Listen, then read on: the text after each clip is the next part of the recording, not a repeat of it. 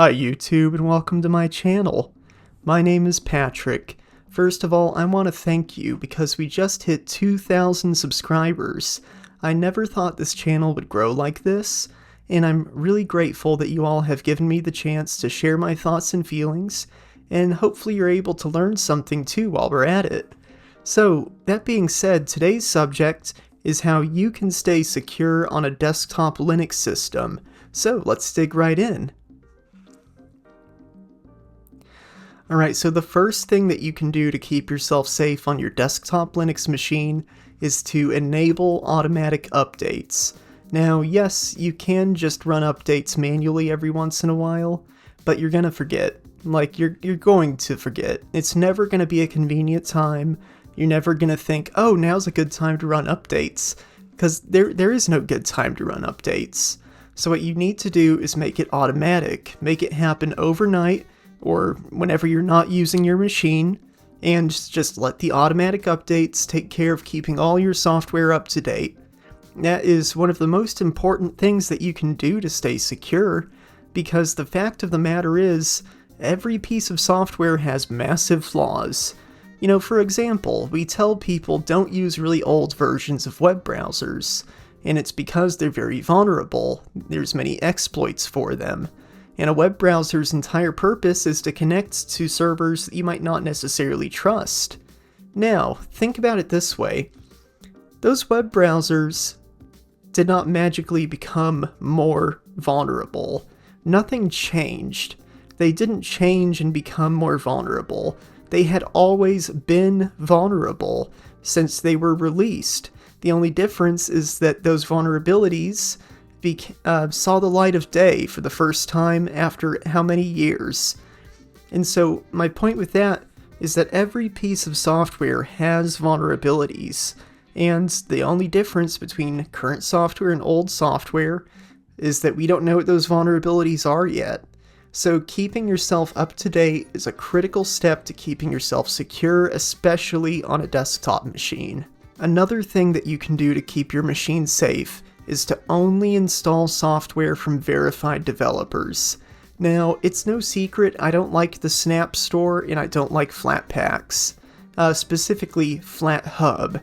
I have a few reasons for this, and let me illustrate this for you. So here is an example of Chromium available on the Snap Store, and you will see that it says that it is a verified application. Here is an image of Chromium on the FlatHub store, and you'll see that it says that it's from the Chromium project, but it's an unverified developer. What does that mean? Well, basically it means that nobody knows who uploaded that program for you to install. Nobody knows where it came from, nobody knows what they did with it. Someone random in the world said, I'm the Chromium project, and just put that up for download. And if you look at the statistics, thousands of people have installed it. And you should not be installing software from a developer you don't know. Like, that's common sense, and this is true beyond just Linux. Whether it comes to your phone, your tablet, your laptop, your desktop, your servers, don't install software from a developer that you cannot verify and cannot trust. Now, why am I saying this? What's the point?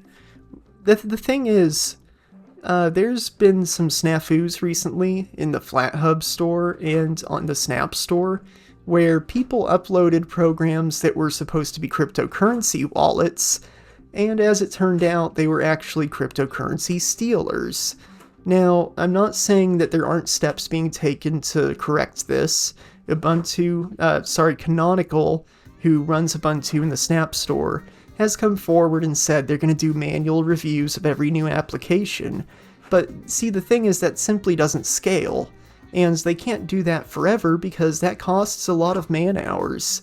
And so, with all these new packaging formats coming out, specifically snaps and Flatpaks, it is more important than ever that you make sure that you are downloading applications from somebody that you can verify that you trust. Whether that's the official developers or a third-party packager.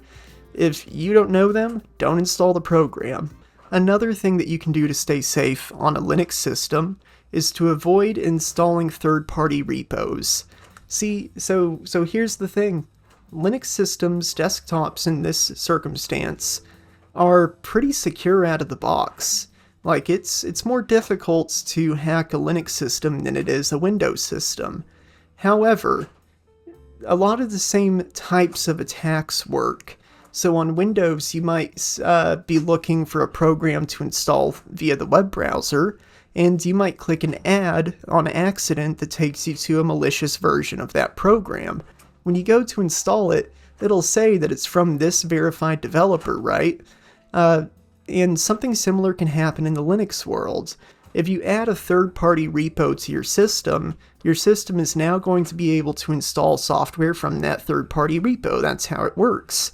If the developers who maintain that repo decide to upload a newer version of a system component, your Linux system will automatically download it and install it on top of whatever real version existed.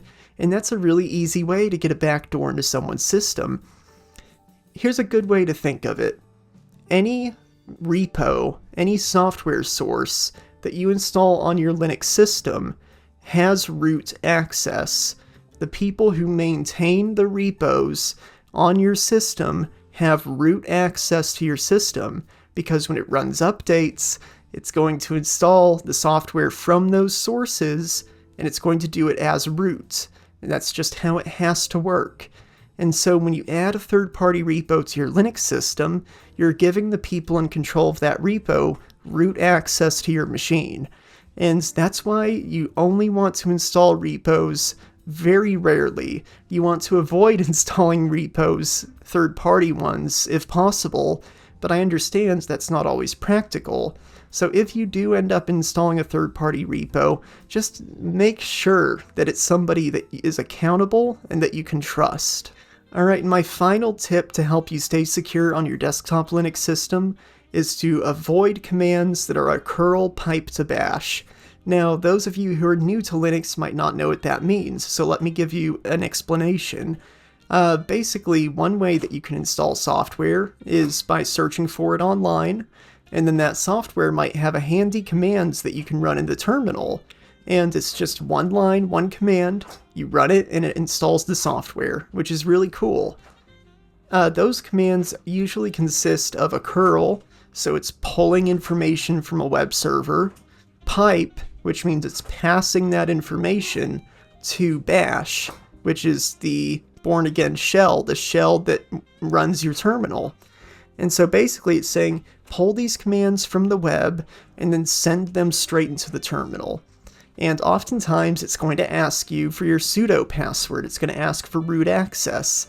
That can be really dangerous, because now you are pulling information from a website that you haven't seen and running it as root on your desktop Linux machine. So there's a few ways to make this safer. Like if you go in and manually look at the scripts that it's running, here's the thing though, not many people can do that. Yes, seasoned Linux users will be able to look at the scripts that's being executed and verify it's safe. However, the majority of people using Linux, frankly, aren't going to have that capability. And so the best thing that you can do for yourself is just avoid the curl pipe to bash commands. Try your best to not run one of those. If there's a manual way to install the software, consider using that. So, with all of that in mind, you'll notice that the biggest threat to a Linux desktop system is third-party software. And again, that's because desktop Linux is relatively secure out of the box. Something has to change on it to make it insecure, and the things that can change that are third-party software.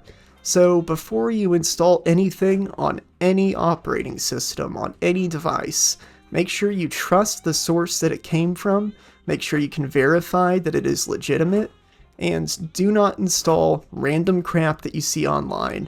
And keep in mind, whatever repos you add to your Linux system, whatever software sources you add to it, you're giving them root access to your box. So, if you have any questions, feel free to leave a comment down below. Again, thank you all so much. I am really grateful that we've hit 2,000 subs, and I hope that I'll see you again in the next one. My name is Patrick. Thank you for watching.